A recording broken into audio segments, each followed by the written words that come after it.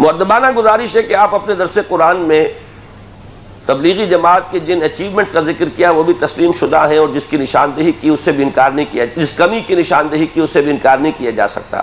اس ضمن میں سوال یہ کہ کیا آپ نے اس موضوع پر تبلیغی جماعت کے سرکردہ حضرات سے بات چیت کی ہے یا نہیں؟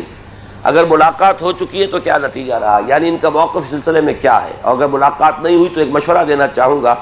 کہ براہ کرم حاجی عبدالوہاب صاحب سے ملاقات کر لیں، جو پاکستان کی سطح پر جماعت کے امیر ہے، اور ان سے ملاقات تبلیغی مرکز رائے گنج میں ہو سکتی ہے۔ دیکھیے، صرف ایک واقعہ آپ کو بتا دیتا ہوں، میری اب حال میں تو کوئی ملاقات تبلیغی جماعت کے اکابر میں سے کسی کے ساتھ نہیں ہوئی، لیکن میں جب سن 57 میں جماعت اسلامی سے علیحدہ ہوا تھا، اب 32 برس اس بات کو ہو گئے، تو سب سے پہلے میں نے 2 سال تک تبلیغی جماعت ہی کا بہت قریب سے مشاہدہ کیا، مطالعہ کیا، چونکہ میرے اندر وہ جذبہ تو تھا، میں نے جماعت سے علیحدگی اختیار کی تھی پالیسی کی وجہ سے، دین کے اس فرض کو تو میں نے یہ نہیں سمجھا تھا کہ ساقط ہو گیا ہے مجھ سے۔ میں اللہ کا شکر ادا کرتا ہوں کہ ایک لمحہ بھی مجھ پر ایسا نہیں آیا ہے کہ جس میں میں نے یہ سمجھا ہو کہ دین کا وہ فرض جو ہے وہ ساقط ہو گیا۔ تو میں نے تبلیغی جماعت ہی دوسری ایک منظم جماعت، ایک تحریک کی شکل میں، باقی جماعتیں جتنی بھی ہیں وہ مسلکوں کی بنیاد پر قائم، دیوبندی مسلک کی بنیاد پر، اہل حدیث مسلک کی بنیاد پر، بریلوی مسلک کی بنیاد پر، تو جو چیزیں 2 جماعتیں کہ جو مسلک سے بالا تر ہو کر ایک ان میں حرکت بھی تھی، وہ جماعت اسلامی اور تبلیغی جماعت سے مجھے یہ اختلاف ہوا کہ وہ الیکشن پالیٹکس کے اندر اس دلدل میں پھنس گئی۔ وہ میں نے 250 صفحے کی کتاب لکھی، وہ اب بھی موجود ہے۔ پھر تبلیغی جماعت کا مشاہدہ کیا، 2 برس تک میں شب جمعہ ان کے ساتھ بسر کرتا رہا، پورے 2 برس ساہیوال میں۔